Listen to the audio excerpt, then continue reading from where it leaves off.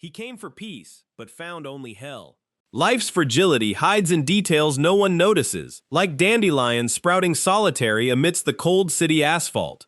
But for some, these flowers are a reminder that beauty is the first thing to be crushed when chaos takes hold.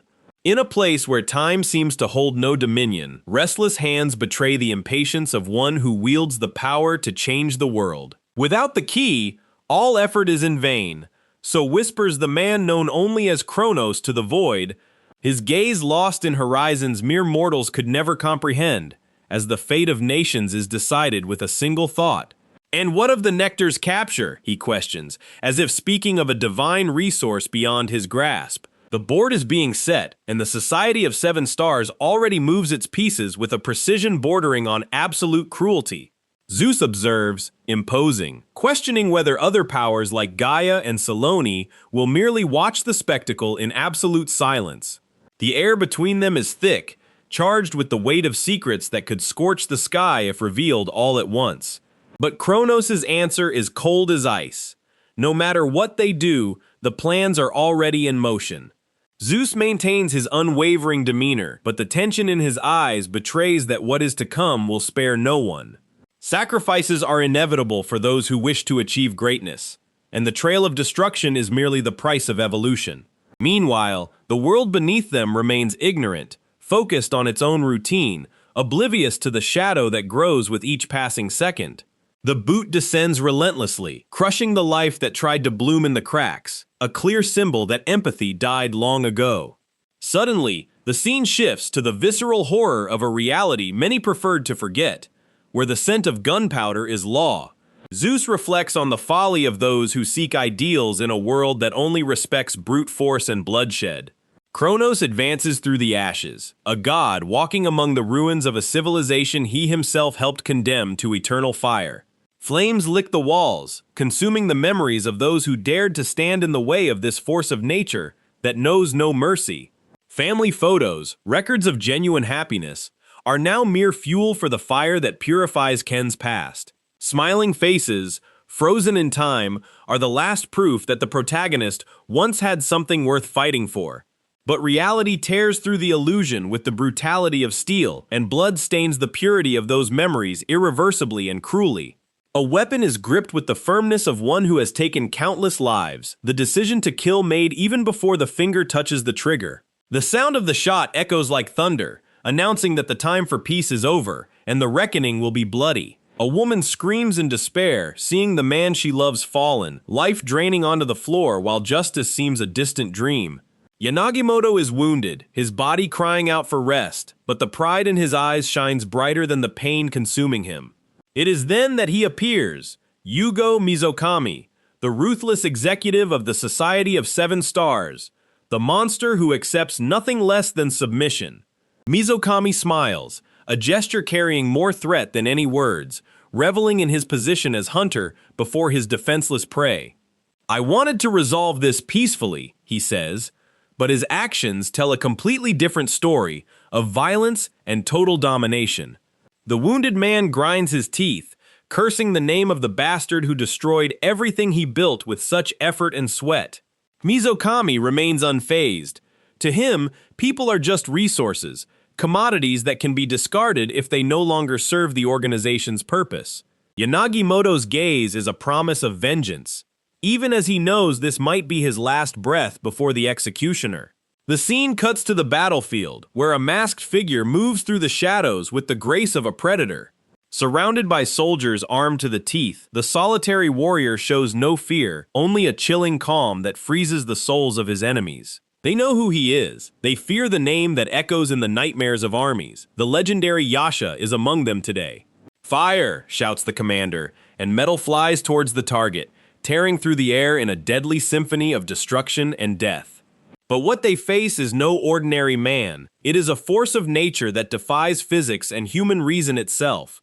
Through the mask, Ken's eyes gleam with a supernatural intensity, focused on a single objective, the complete eradication of his opponents.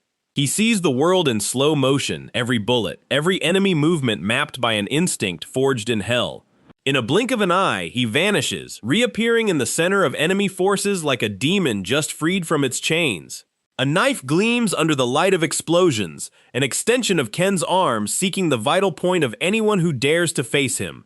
Radio communications collapse as soldiers report the impossible. A single man is decimating an elite squad.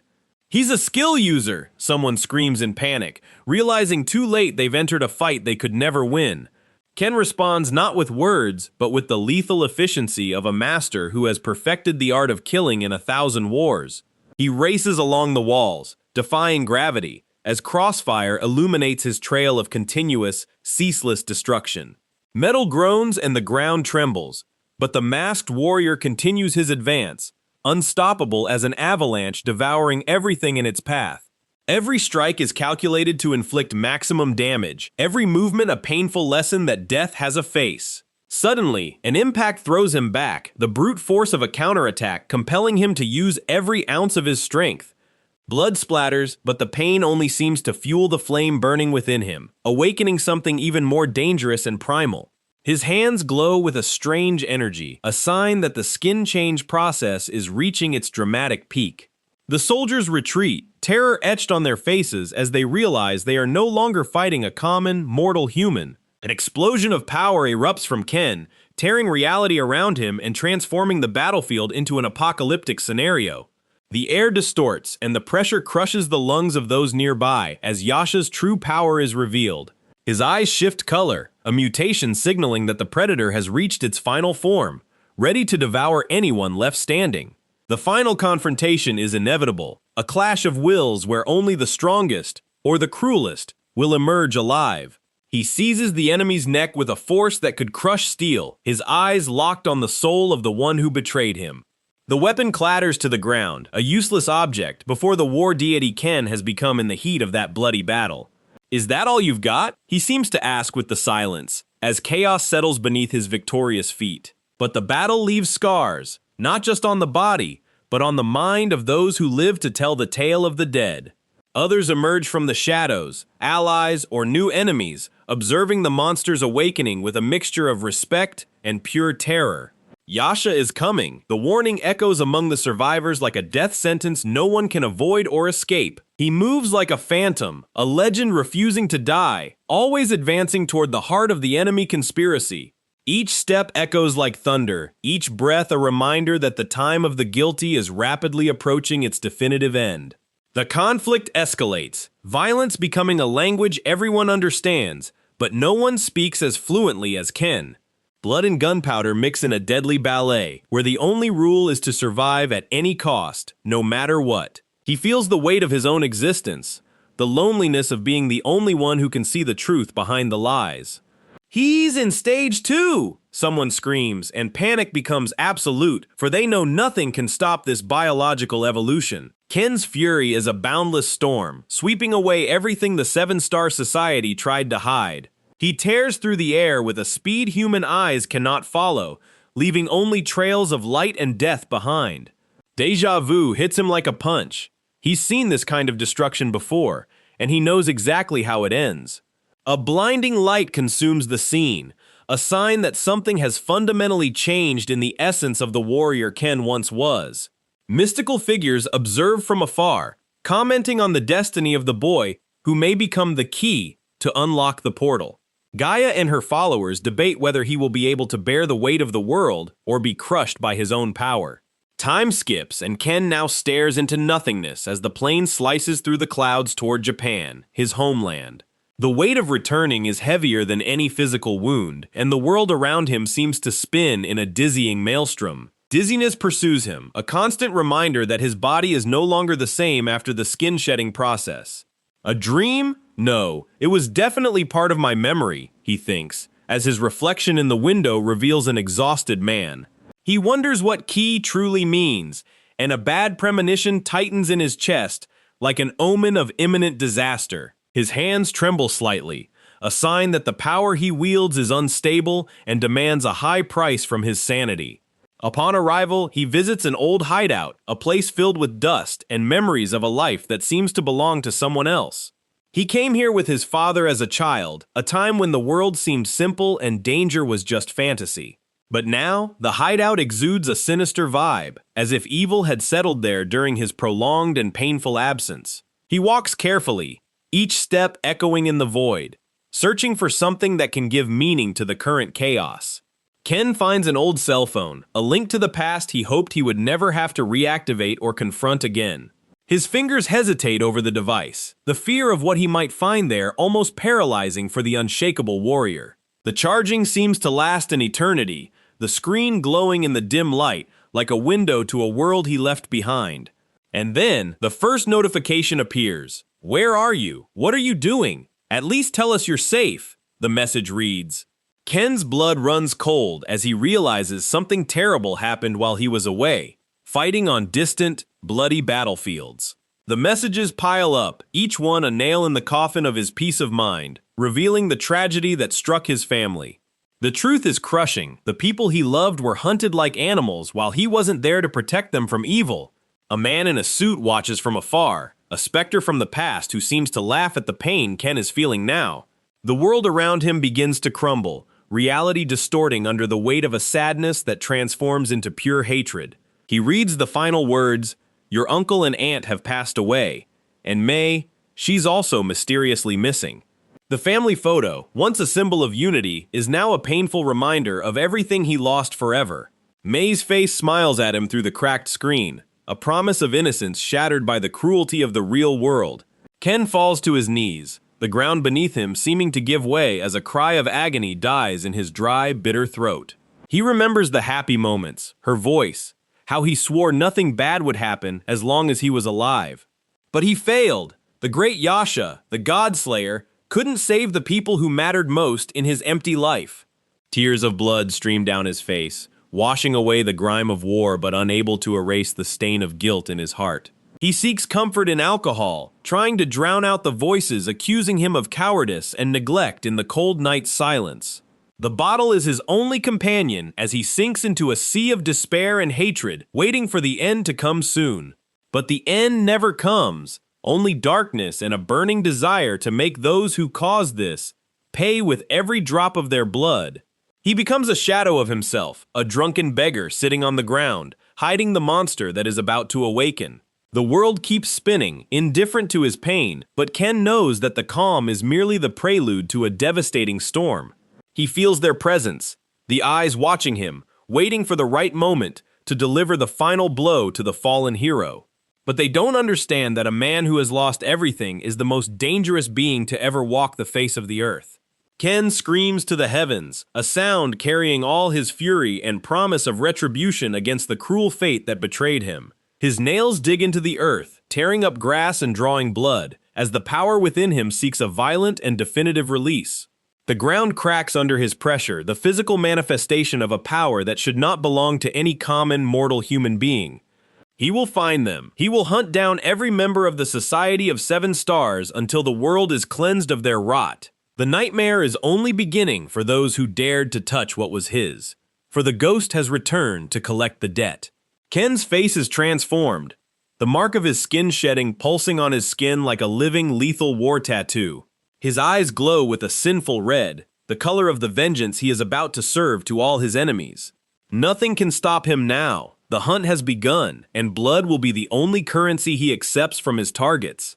While the world trembles, life goes on for others, like the dedicated and ambitious reporter Aoi Miyahara, always in search of the truth. Aoi rushes desperately, her weekend plans ruined by an urgent assignment she cannot ignore or postpone. "Why such a rush with this article?" she mutters, adjusting her Channel World #1 badge with an impatient gesture. She snags the last seat on the bus to Tokyo, a small victory amidst a day that started in the worst possible way. The bus is packed, the air thick with the weariness of passengers who only wish to get home after the long holiday. Aoi tries to relax, but the man beside her doesn't make it easy, exuding an unbearable smell of alcohol and personal neglect. He looks like a homeless man lost in the world, his clothes covered in dirt and his face hidden by disheveled, filthy hair. What's wrong with him? She thinks with disgust, trying her best to keep her distance from this stranger who seems to lack common sense. The man, who is none other than Ken, disguised by pain, remains in his stupor, oblivious to the judging stares around him. Aoi puts on her headphones, seeking refuge in music to ignore the uncomfortable presence of the passenger beside her. The bus continues its course along the winding roads, their destination approaching while silence is merely a mask for danger. She begins to doze off, the swaying of the vehicle and the melody in her ears creating a fleeting illusion of safety and peace. But fate has cruel plans for everyone on that bus, and the time for fun has just tragically expired. A terrible crash shakes the vehicle, the sound of metal tearing and glass exploding into 1,000 sharp, deadly pieces. Aoi wakes up in a panic, the world spinning around her as chaos erupts in a devastating fraction of a second. "Fire! Help!" the passengers scream as the bus veers off the road, plummeting toward the abyss of certain death. She feels the impact, the sharp pain of cuts and bruises, as she tries to understand what is happening in that bloody confusion.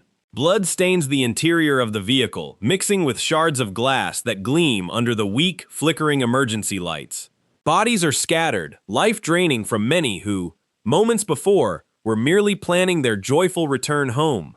Aoi tries to move, but her body doesn't respond, panic locking her muscles as she sees death approaching through the broken window. It is then that she sees the face of the drunk beside her change, his formerly empty eyes now focused with startling clarity. The bus is balanced precariously on a cliff, the ocean waves crashing against the rocks below with fury. Ken moves with an agility that defies his former appearance, his strong hands easily supporting Aoi's weight. "I need to get out fast," she thinks, as she tries to unfasten the seatbelt that has now become her own deadly trap. The vehicle groans, the structure giving way under pressure, as the precipice patience awaits its next and final victim. Aoi struggles against the wreckage, fearing being consumed by the flames that are beginning to spread from the destroyed bus engine. A strong hand grabs her, pulling her away from danger with a force she never imagined a human being could possess. She looks up and meets Ken's eyes, no longer those of an alcoholic, but of a warrior who masters his own fear. "Thanks to you, I survived," she tries to say, but the words die in her throat before the intensity of that piercing gaze. They leap together at the last second, Ken's body acting as a human shield against the debris flying through the air. Aoi sees the world pass in a blur of flames and smoke, feeling only the security of the arms that firmly embrace her. The impact against the ground is hard, but they are alive, miraculously spared by the divine intervention of a man she had despised. She stands up trembling, looking at the man who saved her life, realizing that he is nothing like she imagined him to be. "Who are you?" the question echoes in her mind, but Ken is already focused on what remains of the accident, his protective instinct still active. Aoi notices the blood on her own hands, the shock of reality beginning to settle on her tired and confused mind. The dark-haired man remains silent, his posture exuding a power he tries to conceal beneath a disguise of weariness. "That bus! There are still people inside!" she screams, pointing to the burning structure that is about to explode completely. But it's too late. The fire hits the fuel tank, and the night is illuminated by a gigantic, deadly fireball. Aoi watches in horror, knowing that no one else could have survived such a violent and definitive detonation at the cliff. She weeps for those who are gone, the guilt of being one of the few survivors weighing on her shoulders like a lead burden. "It can't be. So many people died just like that, in the blink of an eye," she whispers, falling back onto the rain-soaked grass. But then, something unbelievable happens. Amidst the black smoke and flames, a silhouette emerges, walking with difficulty but unwavering resolve. The bus burns at the bottom of the abyss, a spectacle of destruction serving as a backdrop for the impossible survival. The waters crash against the vehicle's remains, washing away the blood but unable to erase the memory of the horror that transpired. Aoi can barely believe her eyes. The man who saved her stands before her, alive and whole after the explosion. He seems immune to fire and death, a mythical figure who defied all laws of nature to remain standing today. The submerged vehicle is the tomb of many, but for Ken, it's just another battlefield where he emerged victorious against the end. People on the roads watch the scene in shock, cell phones in hand, recording the miracle and the tragedy in real time for the world to see. The pileup caused by the accident is immense, but at the center of it all, the story of Ken and Aoi has only just begun to be written. She looks at him with a new mixture of fear and profound gratitude, realizing her life is now intertwined with his. Ken, the man she called weird, proved to be the only being capable of saving her when hell rose to the Earth's surface. He walks away without a word, solitude once again his sole companion as he resumes his bloody quest for revenge. Aoi wants to follow him, to understand the mystery behind that strange savior who rose from the ashes of disaster like a phoenix. "Wait! Who are you?" she screams, but her voice is lost in the sound of sirens beginning to arrive at the scene of the tragedy. He doesn't look back. The weight of his past and the dark future awaiting him allow no distractions or weak new ties. Aoi stands alone in the rain, clinging to what remains of her dignity as she watches the anonymous hero disappear into the night's darkness. But she is a reporter, and she knows this is the story of her life. She won't rest until she uncovers the truth about Ken. As emergency lights illuminate the destruction, the seed of a new journey is planted in the fertile ground of human tragedy. The world believes he died on the battlefield, but Ken has returned, and this time, he won't stop until the last culprit falls. Ken emerges from the destruction, carrying the life that death tried to steal in the abyss. Her eyes capture every detail of this divine and overwhelming force. No time for thought, only to record the miracle unfolding before her. Sweat mixes with the cold rain on the reporter's pale face. She clicks, sending the definitive proof that the ghost still lives. Miyahara initiates the broadcast that will shake all of Japan right now. The upload begins, and the global network holds its breath before the image. The bus is swallowed by the sea, a metal tomb in the waters. "I'm going to broadcast this situation now," she decides with absolute courage. The red carcass battles against the fury of the violent sea waves. Ken plants his feet, ignoring the searing pain in his exhausted muscles. Curious onlookers watch from above, paralyzed by the shock of the brutal scene. He drags the survivors, a trail of hope amidst the mud. Every movement is heavy, as if he carries the entire world on his back. His gaze is a blade, cutting through the mist of impending death. Alone against the abyss, the warrior refuses to fall into oblivion. He pulls the straps with the brute force of a fallen god. On their phones, the public watches in absolute hypnotic silence. Comments explode as the hero's image sweeps across the digital world. Panic gives way to adoration on every glowing screen in the night. How does he do that? Voices clamor for impossible answers now. In the newsroom, fingers fly across keyboards in a total frenzy. The team leader stares at the monitor, tension rapidly rising. "Connect the server now!" The order cuts through the heavy air of the room. The control room becomes a battlefield of urgent data. The button is pressed, sealing the fate of that worldwide broadcast. Lights flicker, reflecting the urgency of a live, bloody news story. The world stops to see the man who defies the inevitable end. The bus flips, the sound of metal crashing against rocks echoing. Water floods the interior, drowning out desperate cries for help. It's absolute chaos beneath the dark surface of the icy ocean. Ken takes a deep breath, oxygen burning his lungs like pure embers. A mother cries, despair tearing her soul into 1,000 pieces. "My son is still in there!" Her scream pierces the gloomy silence. The underwater darkness conceals what remains of the innocence lost there. He doesn't hesitate. Duty speaks louder than human instinct. Resolve shines in the yellow eyes of the legendary ghost warrior. Ken propels his body, slicing through the water with sudden violence. He dives into the heart of the liquid inferno without looking back. Among the wreckage, death lurks in every dark submerged corner. A strange aura begins to emanate from his tired and wounded pores. The child floats in the void, life slowly draining into the blue. Tiny hands reach for nothing as the air cruelly runs out. Ken spots his target, his heart pounding like a war drum. The power of molting boils, healing what should be dead by now. He reaches the boy, the embrace that separates life from its end. The touch is firm, a safe harbor amidst the liquid storm. Metal groans around them, threatening to crush both in that tomb. The bus's red gleams like a warning of imminent mortal danger. Ken shields the small body with his own flesh and hard bone. Energy explodes, tearing through the pressure of the deep-sea waters. A flash in his eyes, an iron will overcoming human biology. On the surface, Aoi waits, her nervous heart pounding in her chest. The rain washes her face, but cannot erase the fear of loss. Will he make it? Doubt hangs over the turbulent gray sea. Waves crash against the cliff with a blind and eternal fury. Debris shoots from the water, signaling the struggle happening in the depths. The crowd falls silent, eyes fixed on the uncertain horizon line. Men hold women who can barely stand under the shock. Time seems to freeze, each second weighing like a ton of steel. A hand breaks the surface, grasping for life with animalistic fury. The impact of the water spreads hope across the wet coastline. Ken emerges victorious, a god returned from the sea's ashes today. The child breathes, their cry the most beautiful sound of that night. Aoi Miyahara films everything, her hands trembling with raw, pure emotion. The hero hands the child to the mother, a gesture of absolute silence. He is exhausted, but the mission of vengeance is far from over.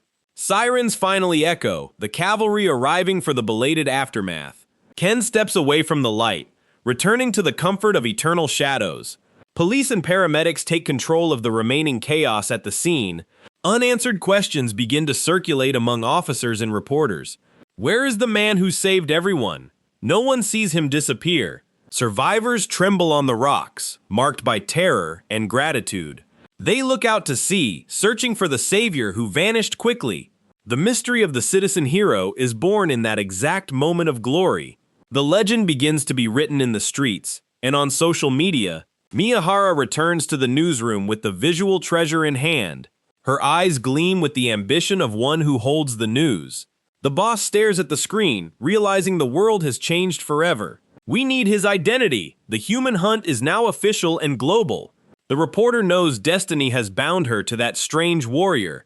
She reviews the images, every detail of Ken under technical analysis. The rain still echoes in her mind, the scent of ozone. Uniformed officers try to get information, but she guards his secret and her face reflects the determination to uncover the entire hidden truth. She won't stop until she finds the ghost of the fatal accident. Meanwhile, on the street corners, people talk of only one thing. Ken walks through the city, his presence almost unnoticed in the flow. Unknown faces now search for him in every night shadow and alley. A digital smile shines, fame being his worst enemy. Have you seen him? The question echoes in every corner of Tokyo. Anonymity is armor that begins to slowly shatter. All of Japan wants a piece of its new mystical savior. Improvised posters appear, his image turning into a symbol of faith. Ken's face, blurred and mystical, dominates the urban walls. Miyahara listens to the whispers, gathering clues from every street corner conversation. Ordinary men try to claim the glory that will never belong to them. The phone is gripped tightly, the search becoming pure obsession. She cross-references data, filtering lies from brutal, cold reality. Every contact is a door that could lead to his whereabouts. Photos of supposed heroes flood the daily news feed and junks. A new email appears, bringing a clue that changes the entire game. Aoi feels her blood run cold. The trail has finally heated up for real. The contact speaks of a man who smelled of drink and mud. She confronts the informant, searching for the trail of alcohol and sin. The monitor shows the place where the hero was last seen. The cursor blinks, pointing to the final destination of that feverish search. The city shines under the moon, hiding secrets and mortal sins. Miyahara drives into the night, the engine roaring with urgency and haste. Shadows pass quickly, destiny approaching with every dangerous turn. The wet asphalt reflects the lights of an uncertain future for all. She parks, the silence of the place almost deafening and hostile. Her phone shows a photo of a man among cold tombs. A cap-wearing guard watches, his gaze laden with bitter memories. The short-haired woman feels the weight of the gloomy atmosphere. He was here, her words come out like a chilling breath. The mystery of Ken Yanagimoto gains a name and a real face. She sees the silhouette of someone who has long since departed. Shock pierces her soul as she recognizes the survivor's features. On TV, a reward for his head is announced nationwide. The metropolis is a nest of rats hungry for easy glory. Ken pulls on his hood, the disguise of a man who doesn't exist. He looks at the lights, feeling the weight of his own legend. The photo in his hand is the only link to the past. Why did you come back? His own question pains him deeply. The The cellular fatigue of molting begins to exact its biological toll. On the investigation board, red lines trace the bloody pain. May's photo shines under the lamp, the reason for everything. He punches the wall, rage his only fuel. His eye gleams with the latent power of a wounded monster. Ken knows the Society of Seven Stars is watching him now. From above, he surveys the view of those he will soon destroy. They will pay for every life taken, he swears to the dark night. Luxury cars pull into alleys, the scum gathering for evil. Men in suits hide monsters that devour the city's soul. The underworld pulsates with the filthy energy of vile organized crime. Low-level gangsters toy with human lives as if they were nothing. They laugh, unaware that death now walks among them.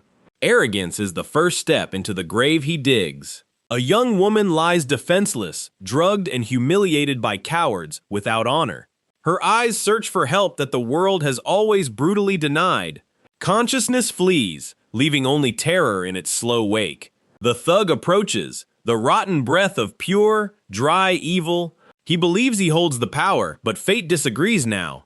A shadow emerges, at the end of the alley, the hoodie swaying gently. Ken steps onto the stage of violence with the calm of the dead. The thugs turn, surprise, giving way to useless mockery. They hold the girl hostage, using her fragility as a pathetic shield. Let her go now, his voice is an underground lethal thunder. The leader laughs, challenging the man who saved the world yesterday.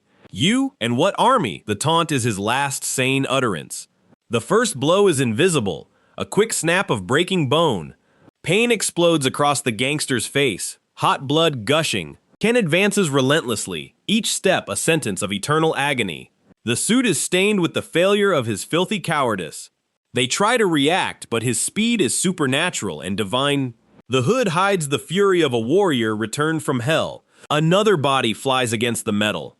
The sound of impact. Panic sets in. Numerical superiority turning to smoke and fear. Ken doesn't just fight, he executes a dance of pure destruction. His fists are hammers, forging the end of these urban worms. The last scream dies in the throat of one who thought himself king.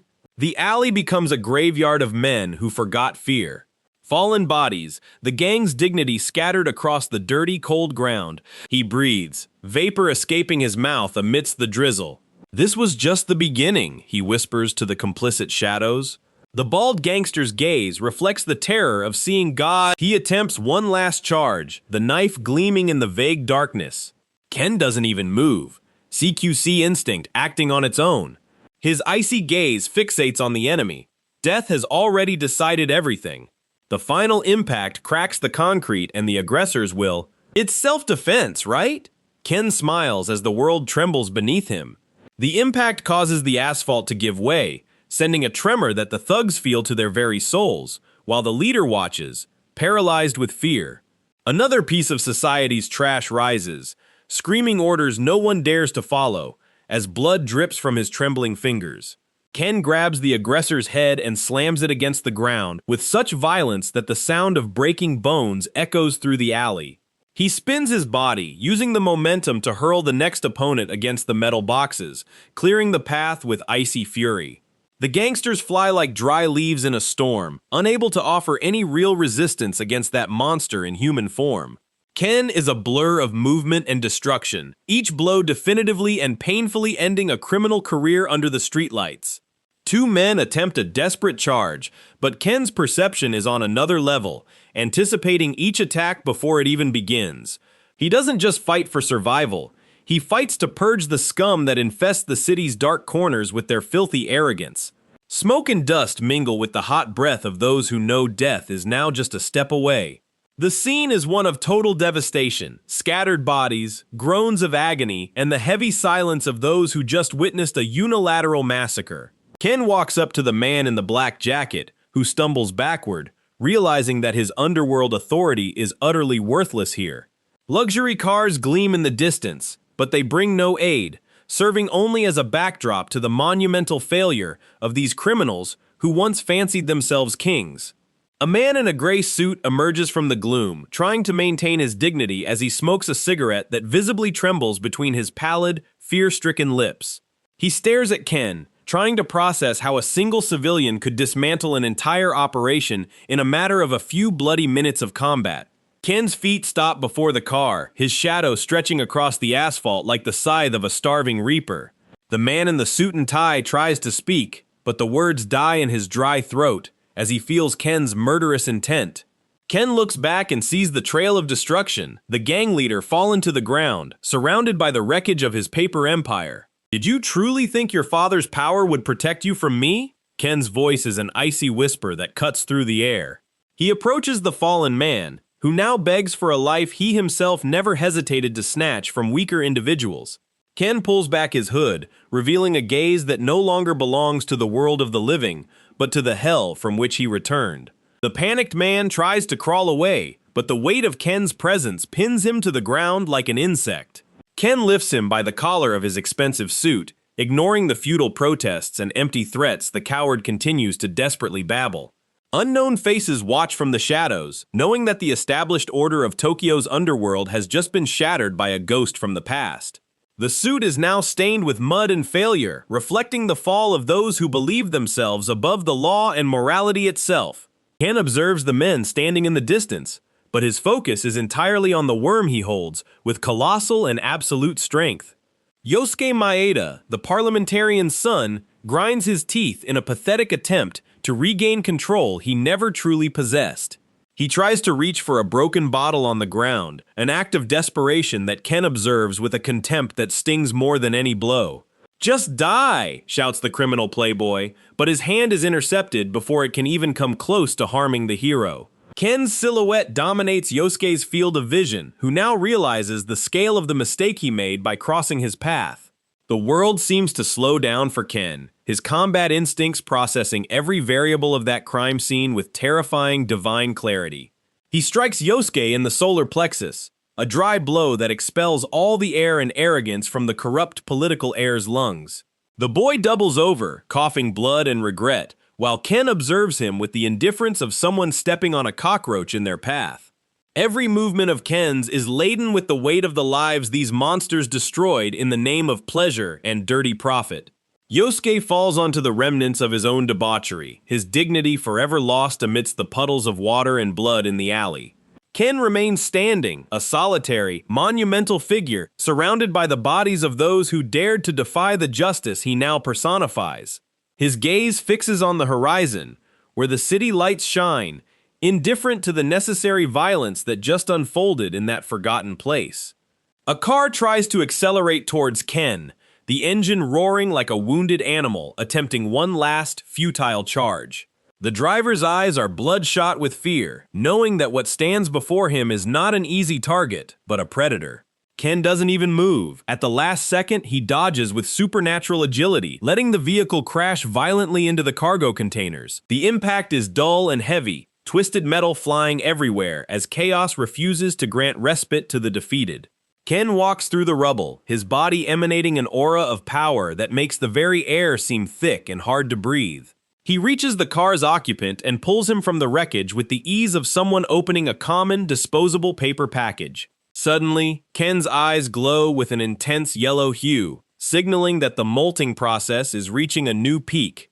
He observes his own hands, feeling energy flow through his veins like liquid fire, burning away any last vestige of humanity. The remaining henchmen tremble, realizing that Ken's strength isn't just training, but something biological, terrifyingly advanced and lethal. He clenches his fist, and the air pressure around him seems to intensify, crushing the will to fight of anyone who still dared. The last cry of resistance dies in the air as Ken advances, transforming the alley into a whirlwind of violence and absolute mercenary efficiency. He hurls the aggressor as if he weighed nothing, the body slamming against the wall with a dry thud that ends the fight. The man falls limp, unconscious before even hitting the ground, as Ken regains his breath, the yellow light in his eyes dimming. He looks at Yosuke, who is crouched and trembling, his pants stained with urine and his face disfigured by the crying of a coward. "Give me your phone," Ken commands, his voice sounding like the final judgment for the young man who once thought himself untouchable. Yosuke obeys without hesitation, his hands trembling so much he almost drops the device on the dirty ground twice in a row. Ken dials the number of parliamentarian Maeda, the father who spent years cleaning up the mess left by his only son's barbaric crimes. The phone's ring echoes in the alley's silence, each signal sounding like the hammer blow on a closing coffin. Parliamentarian Maeda? Ken smiles as he hears the authoritative voice on the other end of the line, a voice that will soon turn into pure despair. He begins to list Yosuke's crimes: drugs, attempted rape, assault. The list of atrocities seems endless under the cold light. Ken makes it clear he has solid evidence and that a sentence of at least 10 years is inevitable for the spoiled heir of power. He looks at the fallen bodies and mentions that the drug dealer is right there, ready to testify against the great man's son. The parliamentarian tries to negotiate, his voice trembling as he asks how much Ken wants to bury that story and save his filthy political career. 100 million yen, Ken demands without batting an eye, and a written promise that the victim will never be touched by you again. The man on the other end of the line explodes in rage, but Ken merely laughs, threatening to live stream the entire scene. Realizing there's no way out, the parliamentarian yields, agreeing to prepare the money in old bills traceable only by those who know the game. Ken ends the call with a look of grim satisfaction, knowing he has just wounded the system where it feels the most pain, in its wallet. He throws the phone back to Yosuke, who clutches it as if it were a lifeline in an ocean of mud. "Sit there and wait in silence," Ken orders, and the young man instantly obeys, cowering against the wall like a wounded, cornered animal. Ken walks over to the young woman he saved, who watches everything from the old sofa in the corner of the alley, eyes wide with shock. He assures her that it's all over, that she's safe, and that the monsters who tormented her will never again hold that power. The rain begins to fall softly, washing the blood from the asphalt, but not the memory of that brutal and necessary night of reckoning. The money arrives in a black briefcase, delivered by men in suits who dare not look Ken directly in the eye for a single second. Ken checks the contents, stacks of $100 bills glinting under the dim light, the price of an innocent soul's freedom. He hands the briefcase to the girl, telling her it's the least she deserves to restart her life far from this urban nightmare. She stares at him, tears streaming down her face, unable to find words to thank the man who rescued her from the clutches of hell. Ken turns and walks away, his silhouette disappearing into the drizzle, leaving behind the trail of a justice that the law ignores. Meanwhile, in a luxurious and shadowy location, the criminal elite gathers to discuss the return of the man who should be dead. Kronos and Zeus watch the grainy images of Ken saving the bus passengers, hatred boiling in their black and greedy hearts. "How can he be alive?" one of them asks, slamming the table with such force that the solid wood top seems about to crack. A dark-haired woman watches the screen with a mix of fascination and fear, remembering the unique aura that man always possessed. She knows that Ken's return means the end of peace for the Society of Seven Stars and the beginning of a war. A young executive with a malicious grin suggests that Ken is just a man and can be eliminated like any other common target. But the elders know the truth. Ken is not just a soldier. He is a survivor of the molting process that defies death. They discuss countermeasures, knowing that reporting this to the mysterious K would be a certificate of incompetence that none of them want to sign, now or ever. Yugo Mizukami, one of the most ruthless executives, stands up, his gaze fixed on Ken's photo emblazoned across newspapers as the citizen hero. He decides he will handle the matter personally, sending his best men to hunt down the ghost who dares to walk among the living in Tokyo. Mizukami makes a call, his voice sounding like venom dripping down a silk thread as he orders Ken's immediate execution. He offers a reward of 50 million yen in cold hard cash, a sum that attracts the most dangerous predators of the current Japanese underworld. While the villains plot, the world continues to turn, oblivious to the biological and political storm about to break over the metropolis. Aoi Miyahara, the reporter who started it all, reviews her notes, sensing there's much more to Ken's story than meets the eye. She looks at her computer screen, the image of Ken saving lives etched in her mind like a promise of a hidden truth.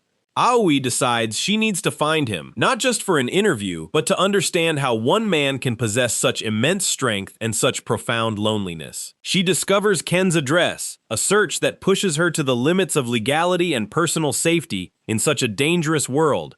Arriving before the simple house, her heart pounds. She knows she's about to enter the domain of a solitary and dangerous wolf. Aoi rings the doorbell, the sound echoing through the metal door that seems to separate two completely different worlds on a collision course. The door slowly opens, revealing Ken in simple clothes, but with the same penetrating gaze that had haunted the reporter's dreams for nights. "We finally meet," she says, trying to keep her voice steady before the overwhelming presence of the man who saved so many lives in the acid rain. Ken stares at her in silence for a long moment, assessing whether she is a threat or just another curious soul in search of answers. He invites her in, but maintains his distance, a soldier's instinct that never fades, even in moments of apparent domestic peace and calm. Aoi tries to explain her intentions, apologizing for the things she said as a reporter, attempting to breach the wall of ice Ken has built around himself. Ken smiles, but it's a sad smile, like one who has seen the worst humanity has to offer on forgotten battlefields. He accepts her request to use the phone, a simple excuse to prolong the conversation and try to understand what motivates that persistent young woman. Aoi observes Ken's phone contacts, noticing the unusual way he categorizes people in his solitary and mysterious life. Those I call, those who call me, those I must not answer. The list is a map of his distrust. She asks about the difference between the groups, curious about the logic behind a mind so focused on survival and control. Ken explains that the ones he needs to answer are the people he can't afford to ignore, the links to his past. Aoi feels she's beginning to unravel Ken's layers, but each answer only brings more questions about his true origin and current purpose. He mentions that he didn't help her out of kindness, but out of necessity, a statement that makes Aoi hesitate for a brief, chilling moment of doubt. "To me, you are a savior," she affirms with conviction, challenging Ken's cynical view of himself and his actions. He laughs softly, calling himself merely a passing thug, a mask he wears to conceal the weight of his destiny. They go out for coffee, a surreal moment of normalcy for a man who spent years amidst the blood and mud of wars. Aoi observes how Ken seems like a different person when he smiles, a gentleness that suggests the man he could have been in another life. She thanks him for the coffee and the walk, feeling that a real connection is beginning to form between the media's light and the warrior's shadows. As she drives away in a taxi, Ken watches her, knowing that his presence in her life is a risk he shouldn't take. Aoi, inside the vehicle, feels this was the most important encounter of her career, perhaps even of her entire life so far. But peace is an illusion Ken cannot maintain for long. He senses he is being followed by hungry, lethal eyes. He walks through a deserted park, shadows stretching long under the yellowed light of old streetlights that creak in the cold night wind. Suddenly, a group of men appears before him, blocking his path with the arrogance of those who believe they have the numerical and strategic advantage. The leader, Keisuke Hieda, identifies himself as the director of an investigation agency, presenting a card Ken knows is a facade for something sinister. He mentions a report of assault against students, attempting to corner Ken with the law he himself twists for his own shady purposes. Ken observes the card with a sneering smile, recognizing the scent of a professional assassin, disguised as a dutiful enforcer of law and order. "Of course, we'll cooperate," Ken says, his voice laden with sarcasm that makes Hieda's henchmen clench their fists beneath their dark clothes. Hieda talks about the good and bad news, a psychological game he often uses before eliminating his prey without any trace of mercy. The good news is that the client asked not to kill him. The bad news is that Hieda is starting to get irritated by Ken's arrogance. Ken asks if they've already reported his capture to the client, a strategic question aimed at gauging how much tactical advantage he still has. "Not yet, at least not until I kill you," Hieda replies, revealing his true intentions as he draws a pistol from under his expensive jacket. Ken laughs, a grim sound that echoes through the park, silencing insects and making the air seem to carry the metallic scent of imminent blood. "How convenient," he whispers, as his eyes once again glow with that supernatural yellow, signaling the awakening of the inner beast. Hieda hesitates for a second, realizing that the man before him has completely changed, emanating a physical pressure he has never felt before in his life. Ken lunges before Hieda can pull the trigger, moving at a speed that defies the laws of physics and common human perception. Gunshots echo in the park, but Ken is no longer where the bullets strike. He is a blur of fury and surgical, lethal precision. He appears before one of the henchmen, hitting him with a blow that sends him flying through the air, as if struck by a high-speed truck. Hieda tries to aim again, but panic begins to cloud his judgment. He has never faced anything like this evolved citizen hero. Ken grabs Hieda's armed arm and breaks it with a dry snap, the sound of bone fracturing muffled by the assassin's scream of agony. He throws him to the ground with contempt, turning his attention to the other two henchmen who now hesitate to attack the monster before them. They draw knives, but Ken merely watches them with his glowing eyes, a predator who knows the hunt is already over for his prey. The first advances and is met with a kick that cracks his ribs and sends him into the darkness of unconsciousness in the blink of an eye.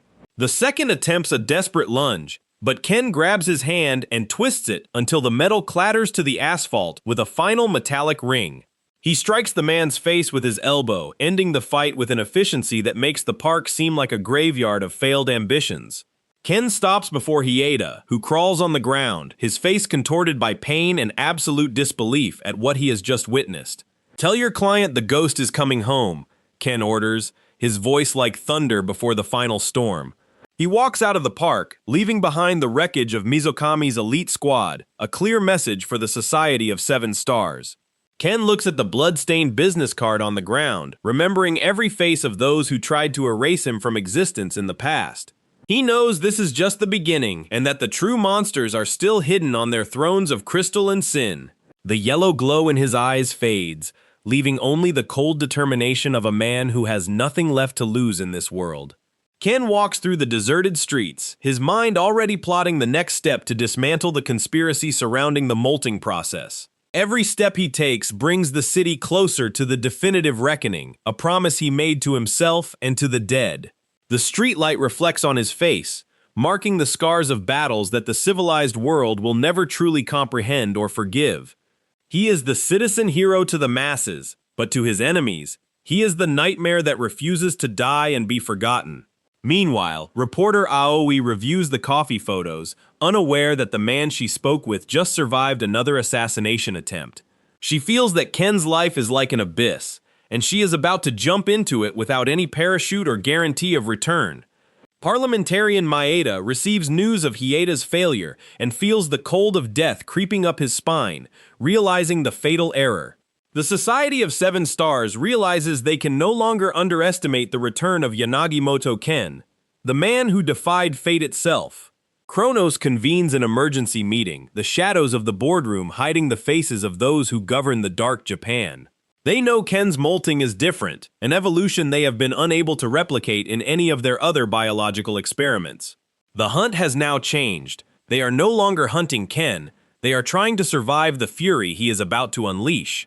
Ken stops before a mirror in his home, observing the reflection of a man who has already died once and is not afraid to repeat it. He prepares his weapons and his body, knowing that the coming nights will be bathed in blood and revelations that will change the world forever. The truth about the society and the Yanagimoto is buried under layers of lies that Ken is about to tear apart with his own hands.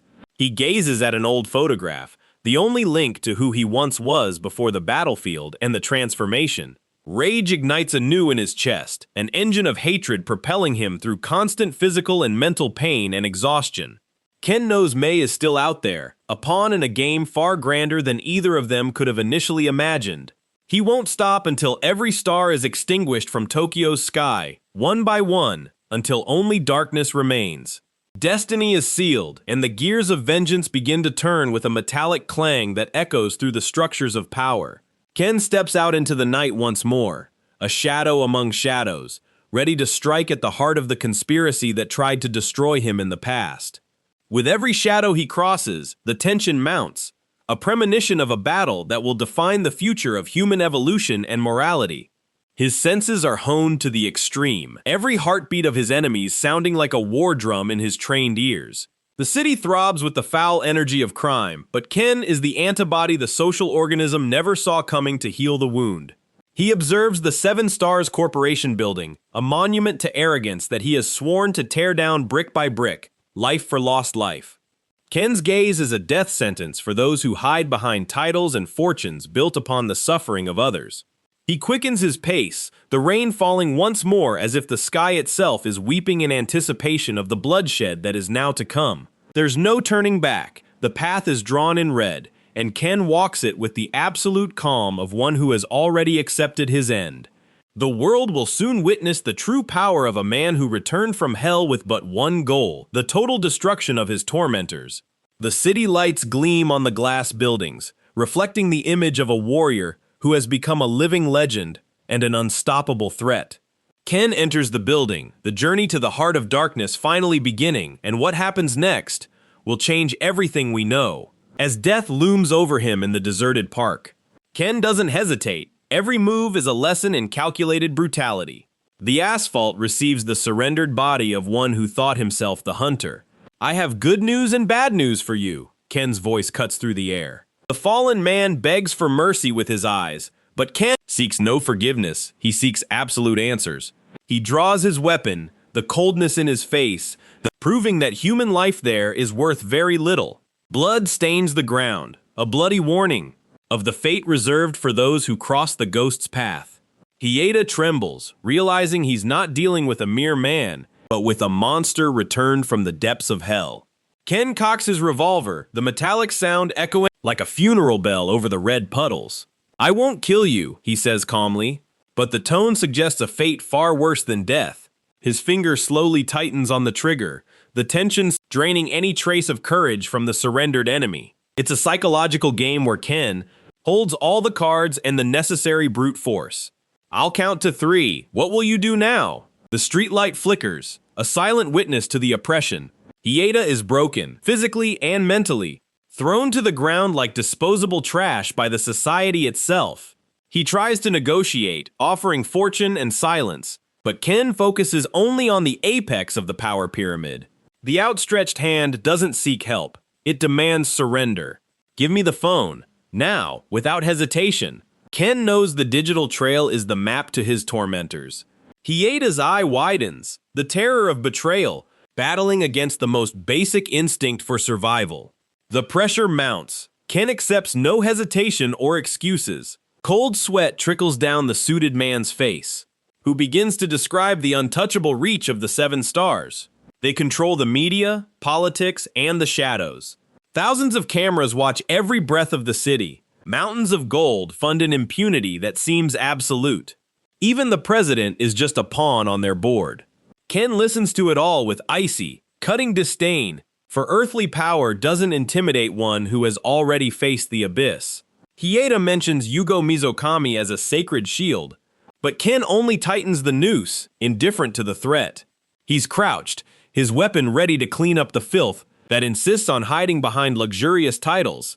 Should I clean this up for you? He asks morbidly. The gun barrel presses against the skin, the cold steel reminding that life is a millimeter from its end. Hieda yields, the will to live overcoming loyalty. Ken stands up, cell phone in hand, the mission advancing. The remaining thugs flee desperately into the cold night, like rats abandoning a ship condemned by Ken. Their steps are heavy. Flight is the only thought, as they leave behind fallen bodies and total defeat. One of them looks back and sees the yellow glow, an image that will haunt all their future nightmares. The fear of the society is great, but the fear of Ken is something visceral and impossible to combat. The assassin's eyes reveal the truth. They lost. The headquarters of the detective union gleams in the distance, a facade for the crimes Ken is beginning to unravel. Hieda is left behind, a marked traitor, like the crushed moth Ken observes with indifference. His life ended the moment he accepted this suicidal service. Ken makes a call, closing the information network. The scene shifts to the sterile white of the hospital. Exam Room 7, the stage for cruel truths. The doctor stares at Ken with an expression of pure shock. Ken awaits the diagnosis with the calm of a condemned man. The doctor analyzes the data, her eyes showing disbelief. You move too well for someone with a body like this. She reveals to Ken the true cost of his resurrection. Cellularly, Ken has the body of an 80-year-old. The molting is burning through his life at an accelerated pace. Every fight brings the Phantom closer to his ultimate collapse. Continuing to fight is suicide, she warns, but he ignores her. Far from there, the high command of the Seven Stars gathers. Powerful figures discuss how to deal with the Ken problem. They underestimated the Phantom and now plan their retaliation. Sharp-eyed women and men in impeccable suits treat human destiny like a board game. Arrogance overflows in every word spoken in the luxurious room. Envelopes filled with secrets change hands, fueling the corruption. They know the danger, but blindly trust their system. He's just a thug, they say, ignoring reality. The strategy is to isolate him, severing him from the root until he falls. But their confidence is built upon a dangerous ignorance. They don't understand that Ken has nothing left to lose. An executive's hand slams on the table, sealing fates. Shadows of influential figures loom against the wall, including Ayano Koji, heir to vast military connections. Expensive drinks celebrate a plan they believe is infallible. The conspiracy dominates the largest television broadcasters. Kanzaki Tomoe watches it all in silence, dangerous and lethal. She is the strategic mind, operating behind the curtain. The plan is to lure Ken to the university, his former stomping ground. There, in a controlled environment, they intend to erase his existence. Meanwhile, the city remains oblivious to the invisible war. Ken's phone vibrates with a message from Hermes. Technology is the only bridge to the hidden truth. Ken answers, and the informant's voice overflows with irony. "Missed me, darling?" asks the hacker Hermes. Ken has no time for games or futile conversations. He demands to know about May, his only real motivation. Hermes smiles through the screen, manipulating global data. "It will take time, Ken. The society has hidden her well." Ken clenches his teeth, fury burning beneath his skin. He knows that time is a scarce resource now. Hermes reveals a crucial name, Kuniyama Aki. She is the key, the lead Ken must pursue. The informant sends the location of a heavily guarded stronghold. "Be careful, Ken. She's in the heart of enemy territory." Ken strides forward, his destiny etched in digital coordinates. He fears no traps. He is destruction itself. "She was captured by the Seven Stars," Hermes confirms. The news is a blow, but Ken refuses to falter. His gaze transforms into an abyss of lethal intent. He hangs up, the night's solitude once again enveloping him. The movement in the streets hides crimes on every corner. But Ken sees through the urban chaos with precision. Another call demands more blood be spilled today. He runs like a swift shadow between the skyscrapers. Tokyo shines on the outside, but its entrails are rotten. Alcohol flows in an alley, a prelude to new violence.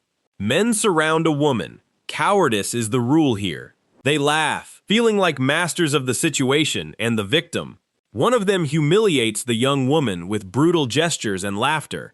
Her phone is discarded. Her isolation is now complete. They believe no one will come to save her in the absolute dark. Her shadow writhes against the wall, a silent scream. A weapon is brandished as a symbol of power and oppression. The young woman begs for her life, but empathy has died here. A bottle is opened, and the liquid is poured out like an insult. The alcohol wets her face as they revel in their cruelty. Suddenly, the sound of something shattering cuts through their pleasure. The leader gazes into the darkness, a chill of fear creeping in. Ken emerges from the shadows, a blood-chilling presence. "What do you think you're doing here?" he asks. They try to intimidate him, thinking he's just a stranger. But the glint in Ken's eyes tells a different story. The group prepares to attack, surrounding the intruder. They don't know they're about to face a demon. Ken observes each one, calculating their breaking points. The young woman looks at him, caught between hope and dread. One of the men smokes, underestimating the mortal danger ahead. "Who are you?" they yell, trying to regain control. Ken advances in silence, the calm before the storm. The cigarette drops to the ground as the first blow connects. Smoke still lingers as bodies begin to fall. Ken's brutality is swift, efficient, and utterly remorseless. Legs are broken. The sound of bones echoes in the alley. In seconds, the scene of domination completely reverses. Ken moves like a blur. The power of the molting explodes. The goons try to react, but they're fighting the impossible. Screams of pure agony replace the laughter of before. The leader is struck, his face turning into a red mask. Two men try to flee to the car in real panic. Ken catches them. Predation is his natural state now. A head is slammed against the glass, scattering shards. Ken grabs the last assailant, lifting him off the solid ground. The strength in his hand is inhuman and utterly crushing. Drunks should sleep in silence, he coldly declares. The body is hurled against the metal with violent impact. Ken walks toward the fallen leader. The end is near. A knife appears in a last, futile effort of resistance. Ken deflects it with minimal precision and obvious disdain. The next punch instantly shuts off the man's consciousness. The alley becomes a graveyard of failed men. Ken presses one of their heads against the asphalt. Tell your masters, the ghost is hungry. Blood flows. A message written for the 7 stars. The cars are now just wrecks of a brief battle. Ken faces the night, ready to burn the whole world down. She looks at Ken with tear-filled eyes, fear still pulsing, but the relief of seeing him alive overcomes any dread she felt just minutes ago. Ken holds her firmly, the calm in his voice being the only safe harbor amidst the chaos he himself just created. I fled to the neighboring country to the north, she confesses, each word heavy with the weight of years of desperate and solitary exile. Ken feels the impact of that revelation, cold sweat trickling down as he realizes the ramifications of this game are far deeper than he imagined. Meanwhile, in the shadows of power, cold eyes watch the board, calculating every move necessary to maintain absolute control over the fate of others. A phone rings, an order is given, and the fate of an entire family is sealed with the simple slam of a receiver against the table. Seki won't let this slide, the man whispers, the threat hanging in the air like a death sentence already signed. The young woman before Ken carries grief in her gaze, the painful confirmation that those who should have protected her were the first to fall. Ken's silent fury boils, a promise of blood forming in his mind as he stares into the abyss of human cruelty. So it was the 7 Stars Society that killed my father and mother. The truth explodes, bitter and definitive, changing everything. Ken knows words cannot bring back the dead, but what he can offer now is the safety of a survivor. He tries to convince her to seek refuge, but her desperation cuts through any logic. Her mother is still held as a living hostage. They forcibly interned her in a hospital controlled by the organization, transforming medical care into an iron cage of constant manipulation.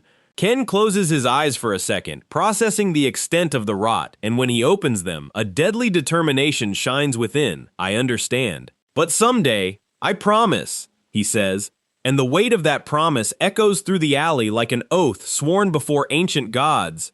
I will rescue you and your mother, I promise. Ken's hand lets go, but the bond of blood and duty is now sealed. She cries, but now they are tears of a hope she thought she'd lost in the northern ice, feeling that the game has finally changed. The scene shifts to the chill of a corporate office, where documents and secrets are the only currency that truly matters to these men. Piles of papers tell the story of a man who should be dead, a ghost who insists on walking among the living and causing trouble. Kondo Kazuki adjusts his glasses, the gleam of intelligence and malice mingling as he dismissively analyzes Yanagimoto Ken's medical report.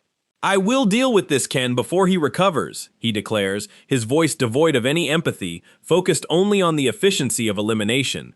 Kondo knows that time is Ken's greatest enemy now, and he has no intention of giving the ghost a single second of rest or healing. He speaks of legal loopholes, of how justice is merely a tool they bend to the needs of their hidden masters. The head of the intelligence department, Kondo Kazuki, reveals himself fully, a suited predator who commands the flow of information and death. He slams his hand on the table, a final order. Send 2 awakened ones who are in the 2nd stage to finish the job once and for all. A smirk forms on Kondo's lips, the confidence of one who believes he has complete control over Yanagimoto's life and death. The plans are laid, the pieces are in motion, and the university is about to become the new stage for a planned massacre. The sun shines over the university campus, a facade of normalcy and learning that hides the hungry claws of lurking organizations in its halls. Among the student crowd, Ken walks in silence, his presence unnoticed by those who don't know the scent of death he carries. An old acquaintance approaches him, shock evident on his face.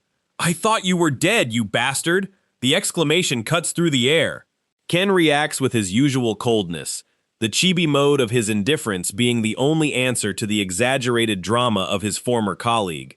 "Thanks to your loud voice, my feelings of nostalgia disappeared," Ken retorts, maintaining control even when confronted with the past he avoided. The colleague asks where Ken has been for the past 5 years, and the answer is a convenient lie about studies and travels abroad. But Ken's gaze tells another story, a story of trenches, blood, and the painful molting process that almost consumed his soul entirely. "You're not doing anything dirty again, are you?" The question hangs in the air, laden with a suspicion that Ken ignores with alarming ease.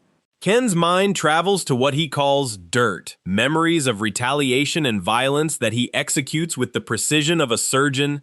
For him, dirt is just the necessary work to cleanse the world of the worms that govern it, even if he has to get his hands dirty.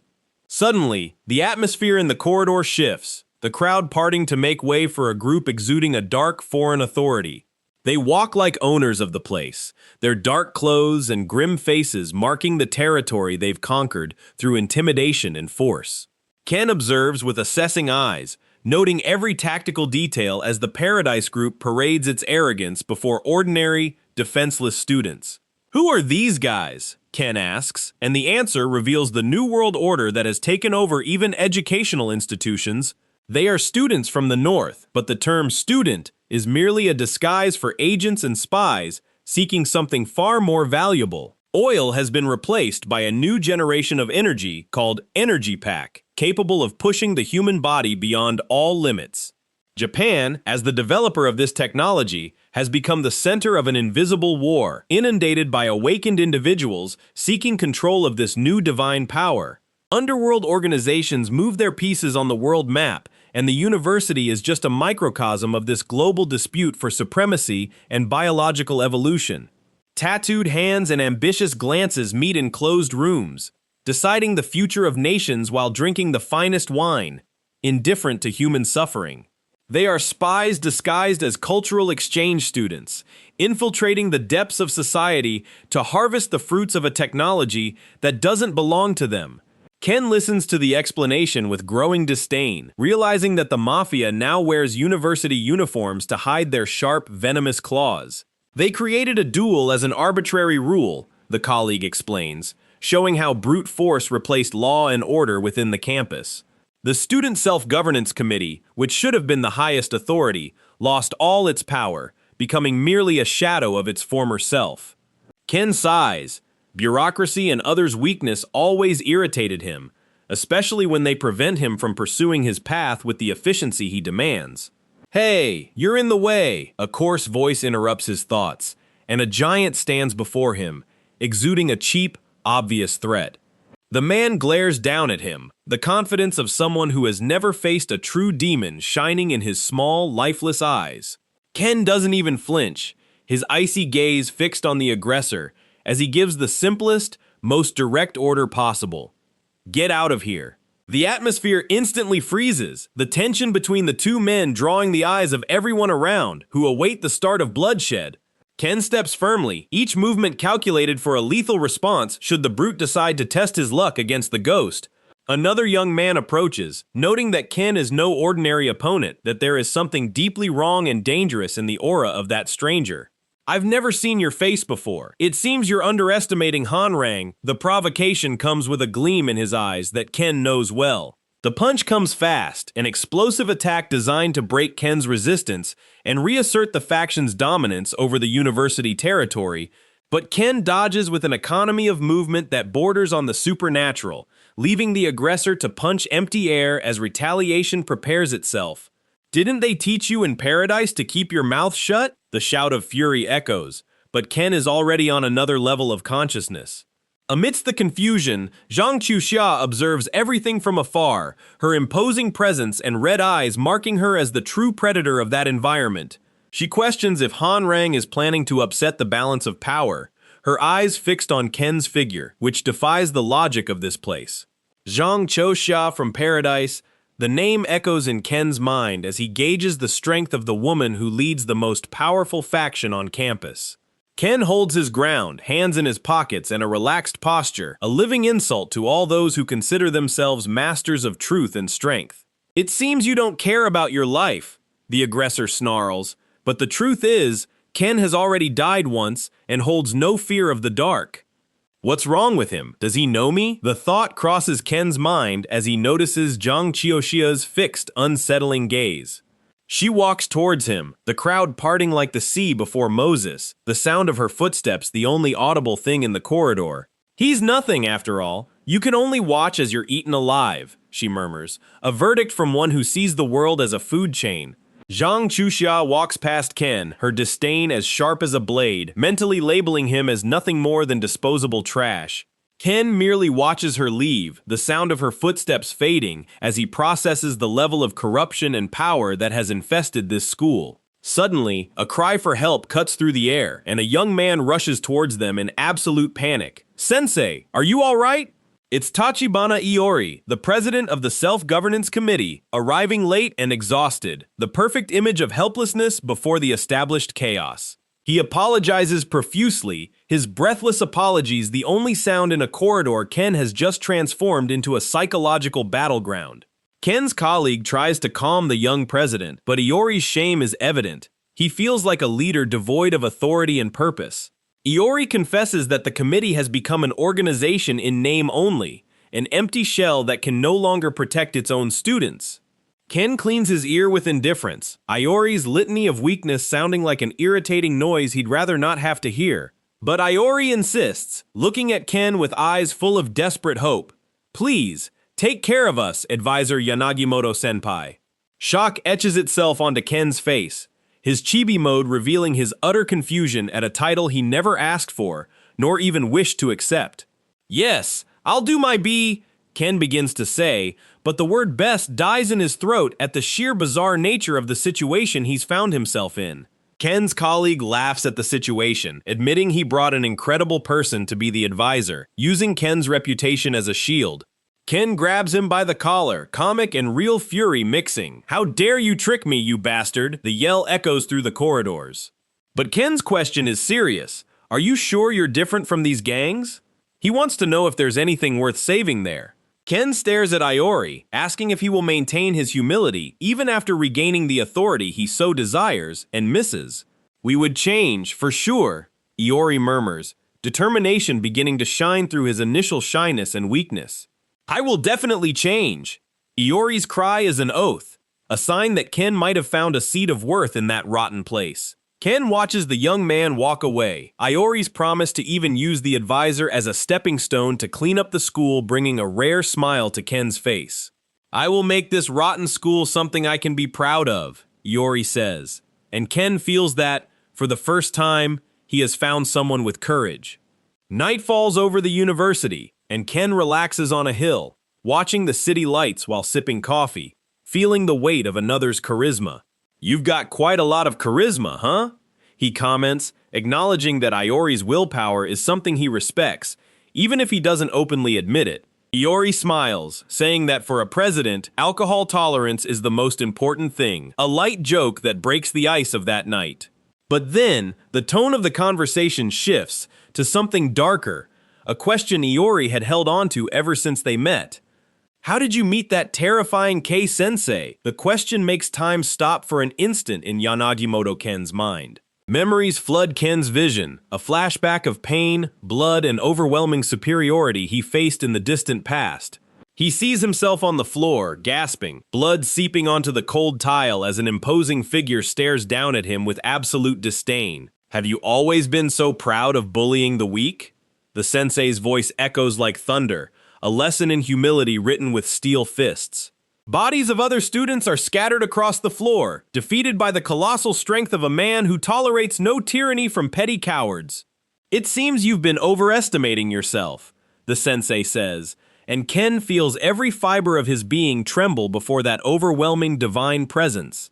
"Being near guys like you makes me feel like trash." The master's words cut deeper than any blade, wounding Ken's pride. The flashback ends with Ken trembling on the floor, the molting process beginning to tear at his body and soul as if he were being undone. Your body and soul feel like they're being ripped apart, right? I call this process molting. The sensei's revelation changes the course of Ken's life. Since I've seen this, I can no longer ignore it. Until you finish your process, I will protect you so no one touches you. The master's promise is what keeps him alive. After the process is over, you'll be on your own.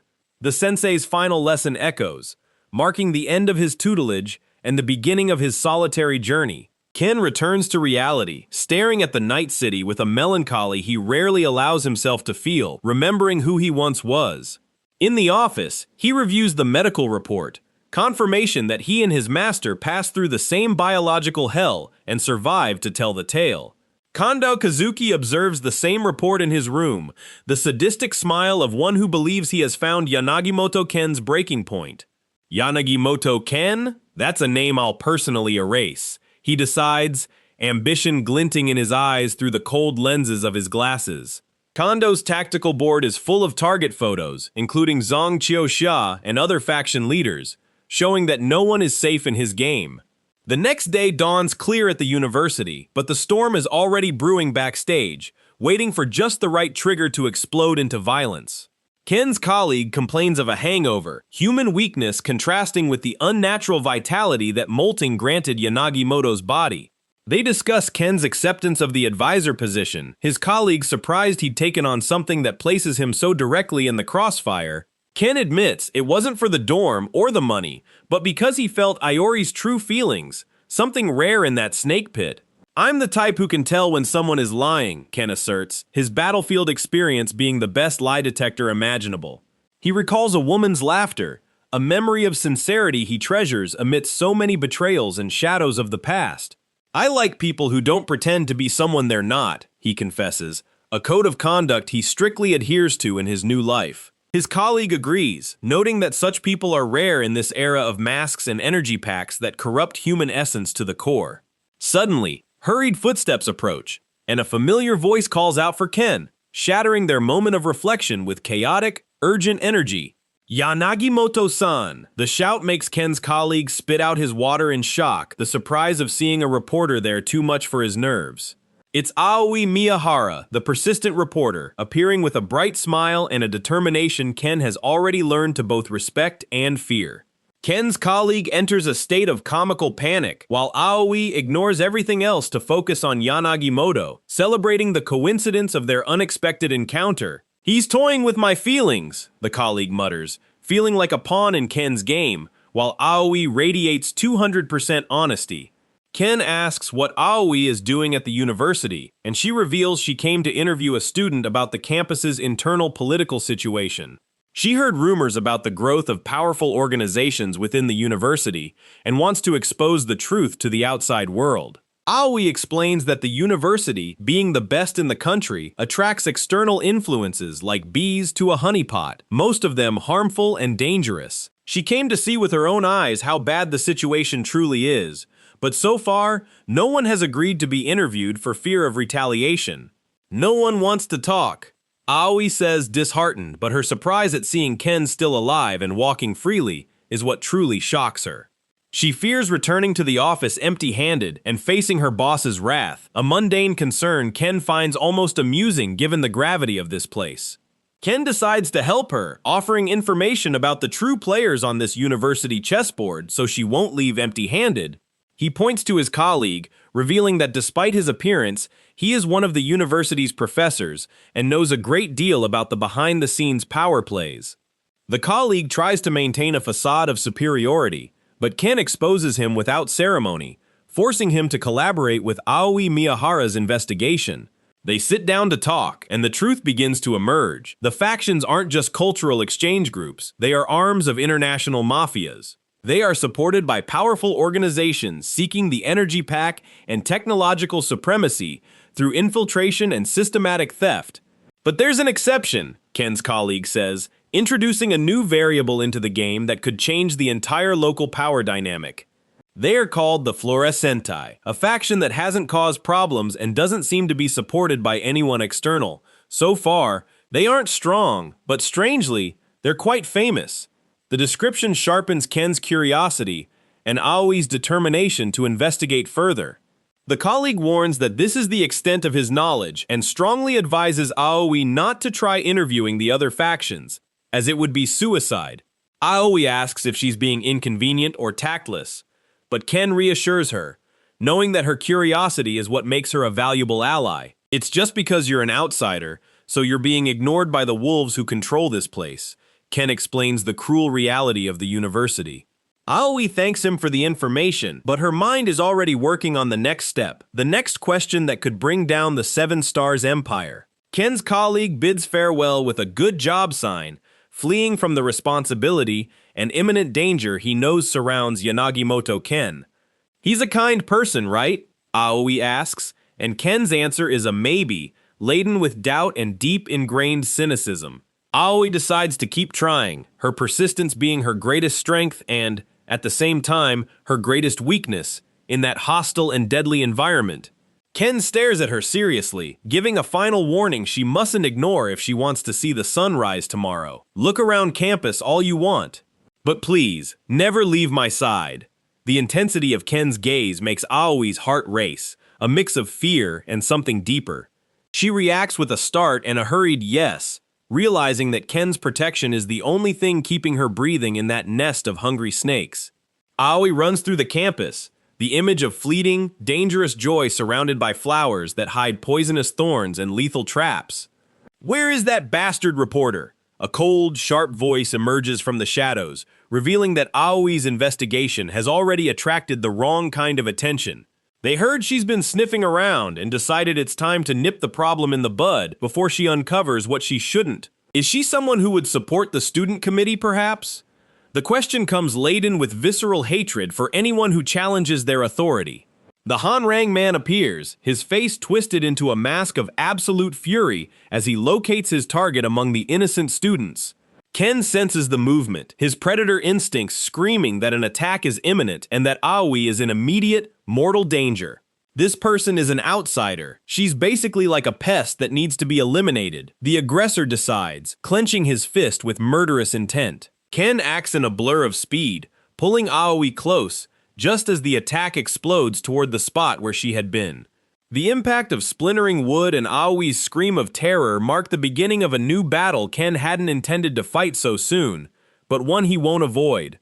The Hanrang aggressor stands before them, murderous intent overflowing from every pore, his eyes fixed on Yanagimoto Ken, who dared to interfere with his execution. "You again?" the man growls, recognizing Ken from their previous confrontation in the hallway, and the rage is now personal and uncontrollable. Ken keeps Aoi protected behind him, his body serving as a human shield against the violence about to be unleashed with total fury.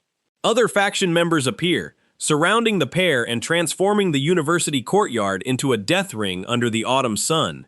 Aoi trembles, clinging to Ken as if he were the only solid thing in a world that has suddenly become too liquid and dangerous for her. Ken doesn't utter a word, but the shift in his stance and the glint in his eyes make it clear he won't just defend himself, he will hunt every single one of them.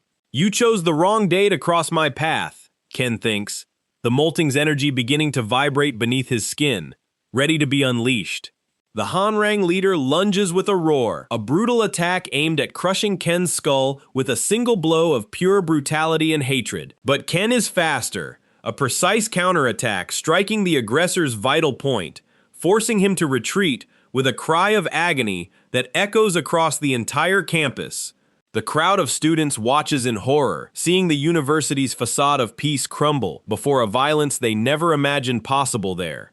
Aoi looks at Ken and sees something that terrifies her more than the aggressors. She sees the face of a man who feels at home amidst the slaughter. "Yanagimoto-san," she whispers, but Ken is already in motion, a specter of death moving among his enemies with lethal, silent grace. Blood begins to stain the sacred ground of knowledge, a warning to all that the War of the Seven Stars knows no geographical or moral limits. Zhang Qiuxia watches the fight from afar, a cruel smile playing on her lips as she assesses Ken's potential as a possible pawn or a threat. He is interesting, but can he survive what comes next? She wonders, the curiosity of a predator awakened by Ken. Ken finishes off the last aggressor with a dry blow, the sound of breaking bones marking the end of that futile dispute of ego and brute force. His eyes glow with an unnatural light, the phantom of the battlefield fully returning to reclaim its place at the top of the food chain. He stares at the camera, the final warning to his hidden enemies written in the blood of their cronies. The ghost is only beginning his revenge.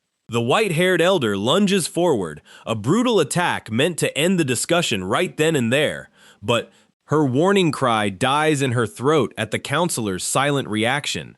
His fist clenches, the tension in his knuckles revealing the strength of a restrained predator. Ken does not back down. He merely observes his enemy with a disdain that chills the blood of those present. "Why should I resist?" he asks, his voice echoing like a verdict of imminent death. The Paradise leader smiles, believing fear has finally overcome the newcomer, as the crowd watches. Ken closes his eyes for a second, diving into the battle instinct that never truly left him. The elder continues his arrogant speech, unaware that every word digs his own grave deeper in the courtyard. But Ken's logic is different. He doesn't fight for rights. He fights to annihilate any threat. The student committee's hesitation is pathetic, a ridiculous contrast to the grim determination emanating from the man in blue. "I won't take anything from you," Ken says, but the glint in his eyes promises the opposite. The insult strikes the opponent's pride like a slap, and the university courtyard suddenly turns into a battlefield. Ken's face remains an icy mask, his yellowed eyes gleaming with the promise of a choreographed massacre. "In the name of the committee, I declare a duel." The words come out dry, heavy, sealing everyone's fate. The challenge is cast, and the time for diplomacy is over, leaving only the metallic sound of killing intent.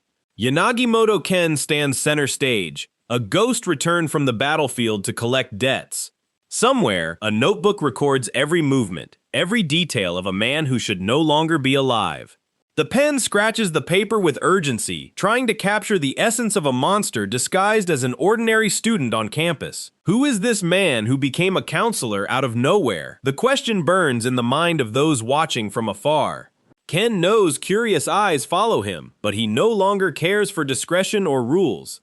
He seems like a trustworthy man, the thought appears on the paper, but the physical reality speaks of something far more perverse. In the courtyard, tension reaches a breaking point, with the Paradise faction surrounding the counselor like hungry wolves. Suddenly, the movement is too fast for human eyes to follow, a blur of pure, precise violence. The leader of Paradise, with his white hair tied back, underestimates the danger until it's too late to turn back. The man with the eye patch watches, his experience whispering that something terrible is about to happen in that sacred courtyard. Sweat drips down the aggressor's temple, his survival instinct finally screaming that he is the prey, not the hunter.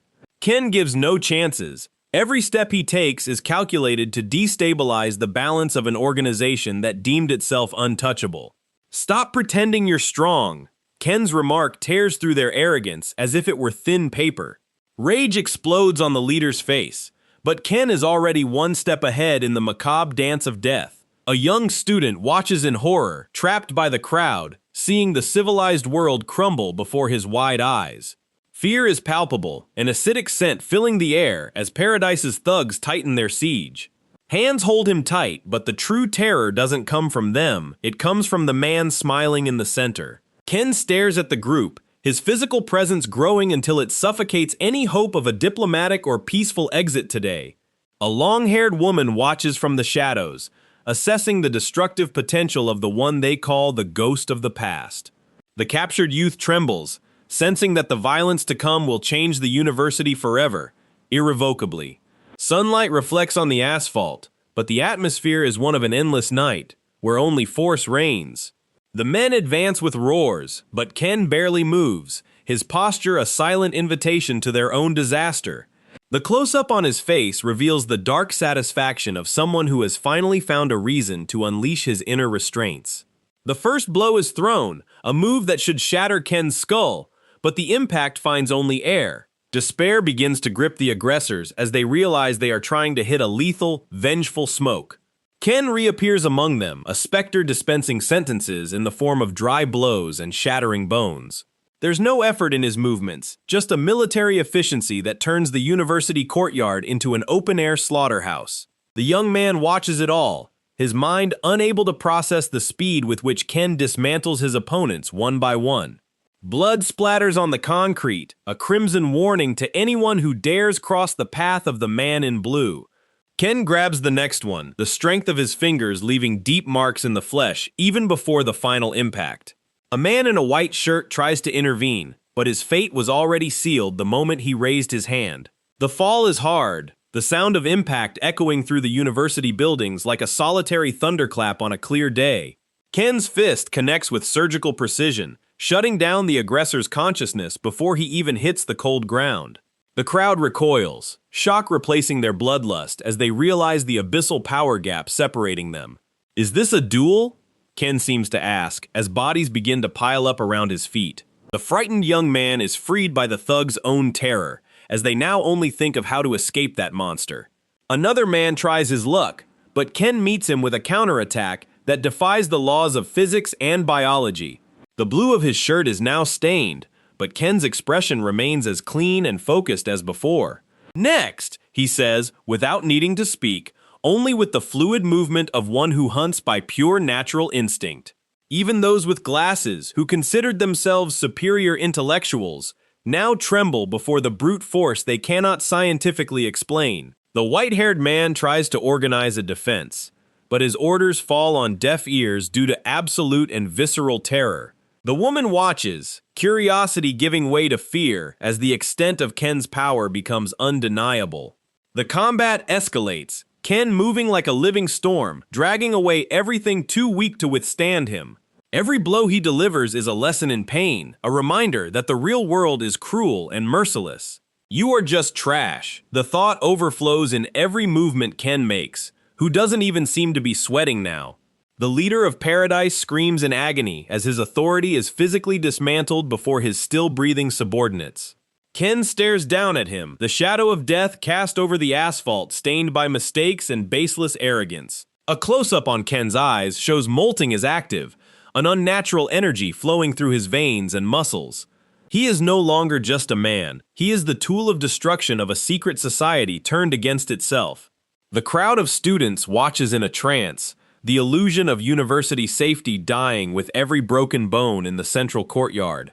A staff enters the scene, a desperate attempt to keep Ken at bay, but distance is an illusion to him. The man in the suit tries to maintain his composure, but his eyes reveal he's already planning his desperate escape. The black-haired woman smiles, a sick pleasure in seeing the university's hierarchy reduced to bloody rubble. The wounded leader crawls, his dignity lost the moment Ken decided he was nothing more than an obstacle. Ken advances again, his footsteps echoing like war drums announcing the end of an era of false peace. Please, stop. The plea is ignored by the cold justice of one who came to clean up the accumulated trash. The final impact is devastating, sending the aggressor flying in a trajectory of pain that ends against the cold wall. Ken pauses for an instant, his chest slowly rising and falling, like a volcano that has just erupted.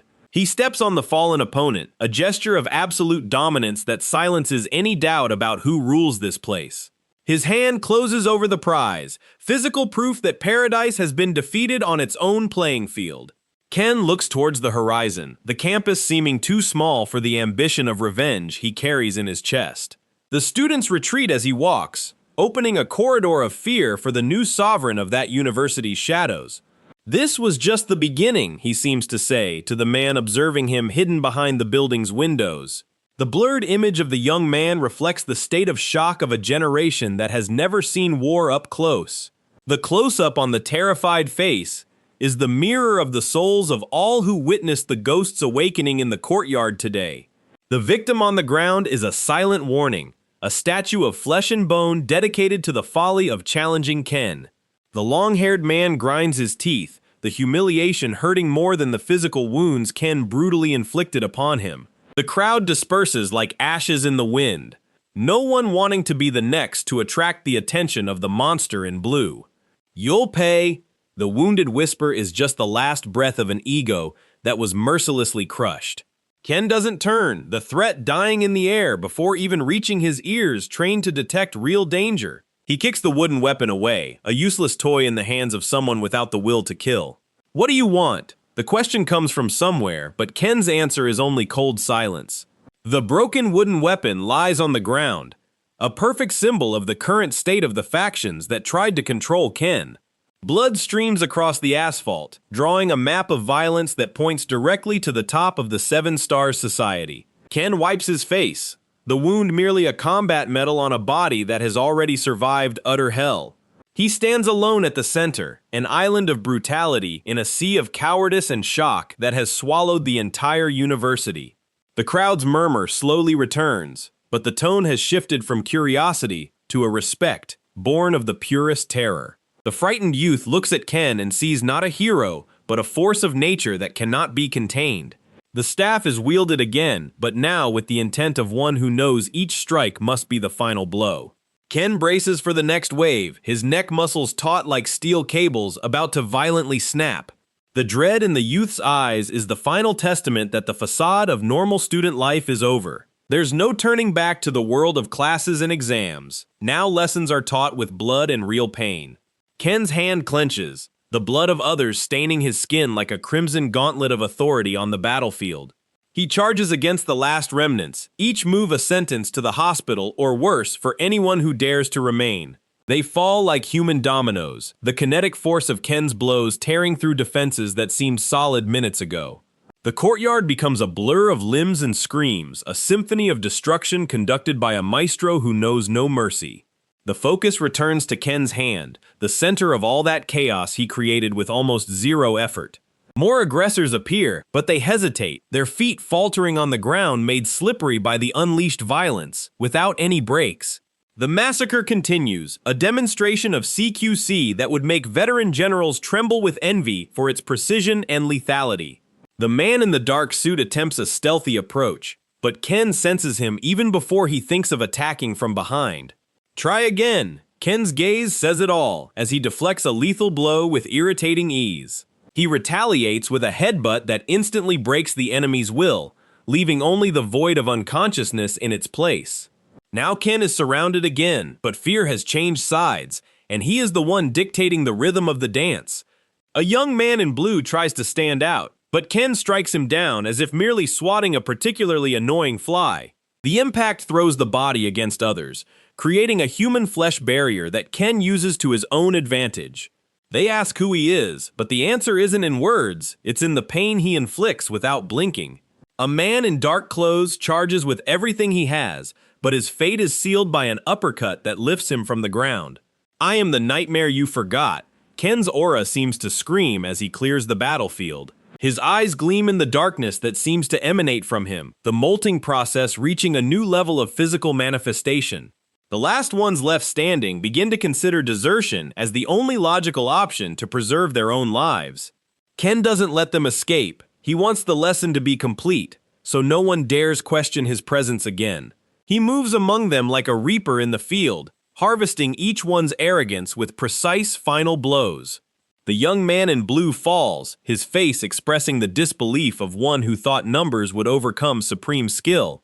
Ken stops before the injured, the silence weighing heavier than the sound of all the screams that had previously echoed through the courtyard. The committee must be dissolved. Ken's orders are absolute, and now no one dares to disagree with him. He walks across the stained ground, each footprint a seal of a new regime of force in the university. Blood draws abstract shapes on the concrete, a macabre art that Ken ignores as he coldly adjusts his clothes. The man with straight hair attempts one last desperate charge, but Ken disarms him with a move that doesn't even seem real. "It's over," Ken says, his voice low and firm, ending a dispute that was never truly a real contest. He turns his back on the defeated, his confidence the greatest insult to those still conscious enough to see. Ken's silhouette against the sunset is the final image of a conqueror who seeks not glory but results. The bodies on the ground form a carpet of humiliation for Paradise, who saw their power evaporate in a few intense minutes. Ken stares at the young man in blue one last time, the warning in his eyes clear, "Do not cross my path." The man in dark clothes collapses, the last to fall under the overwhelming will of a warrior reborn from the ashes. In the shadows, unknown observers record the faction's downfall, aware that the balance of power has drastically shifted today. Ken walks away from the center of the carnage, his mind already focused on the next step to bring down the entire 7 stars. The young man in blue crawls, his mind broken by the realization that he was never anything close to a true soldier. A close-up of Ken's face reveals an existential weariness, the price of carrying the burden of death in every blow dealt. A blond young man observes from atop a building, an enigmatic smile appearing as he assesses the new player on campus. Interesting, he murmurs, amusement overcoming caution in the face of the brutal display of force he just witnessed. 2 men converse in the distance, shadows lengthening as they discuss how to deal with the anomaly that is Yanagimoto Ken. He is a returned monster, one of them admits, fear showing even through their measured professional words. The tension gives way to a brief comical pause, but the weight of reality returns too quickly to be entirely ignored. The group discusses strategy, aware that every move now could result in an even greater tragedy than the current one. The man in the suit seems worried, his political connections proving useless against a punch from a man like Ken. They gaze upon the courtyard, witnessing the destruction and realizing the university will never again be a place of peace. The blond young man descends, his presence signaling that new challenges and dangerous alliances are about to emerge for the counselor. On the street, people go about their normal lives, oblivious to the secret war being waged just a few meters away. The contrast between everyday life and Ken's violence is stark, an open wound in the heart of modern Japanese society. A beggar observes the scene, a symbol of Ken's past returning to haunt him amidst the current chaos. The enemies regroup, but the seed of doubt has been planted and now grows like a tumor in their original plans. The bucket full of eyes resurfaces in Ken's mind, a metaphor for constant surveillance and the loss of innocence. He knows he's being watched, but his only response is to keep advancing through the sea of blood and secrets. An eye opens, the molting, reacting to the presence of new predators stealthily approaching from the campus shadows. "Who are you?" The question echoes again, but Ken has already written his answer in the blood of the defeated. The focus on the eye reveals a galaxy of pain and experience, the price of every battle won in those distant and cruel lands. His hand trembles slightly, the biological cost of the transformation beginning to take its toll on Ken's still human body. He recomposes himself, will overpowering fragile flesh as he prepares for the next confrontation that will inevitably come. The man in the suit retreats, realizing there's no controlling a ghost who fears neither death nor pain. Ken stops before a wounded man, demanding information as the next step in his quest for total vengeance. The bloody hand tightens around the opponent's throat, pressure increasing as Ken demands the truth behind today's attack. "Tell me now." The command is absolute, a vibration of power that shatters the mental resistance of the fallen and humiliated enemy. Around them, the scene is one of devastation, bodies scattered like silent witnesses to the Grim Reaper's passage through the university courtyard. The man tries to speak, but fear locks his vocal cords, leaving only a choked sound of pure, absolute terror. Ken has no patience for hesitation. He wants names, locations, and the secret plans of the Society of 7 Stars now. His hand trembles with the effort to contain his own violence, Ken fighting not to kill his only source of useful information. A black-haired woman watches, her gaze charged with an intent Ken recognizes as equal to his own. She is the next piece of the puzzle, someone who knows the secret of the molting, as well as protagonist Ken himself. Their silent conversation across the courtyard says more than 1,000 words could express in that moment of tension. The brown-haired man intervenes, but he is merely a pawn in a game he's incapable of understanding. The woman's hand moves, a gesture of defiance that Ken receives with a cold smile and a promise of battle. "You are interesting," she seems to say, as she assesses Ken's wounds as if they were earned medals of honor. Ken rises fully, the ghost shadow expanding until it engulfs the entire courtyard under its lethal and dark dominion. Her smile is a promise of future pain, a revelation that the true horror is yet to come in this war. Ken is not intimidated. He was born in conflict, and it will be in conflict that he finally finds his redemption or his ultimate downfall. He stares at the viewer, the final warning etched in his gaze. The ghost has returned, and this time, he will leave no survivors to tell the tale.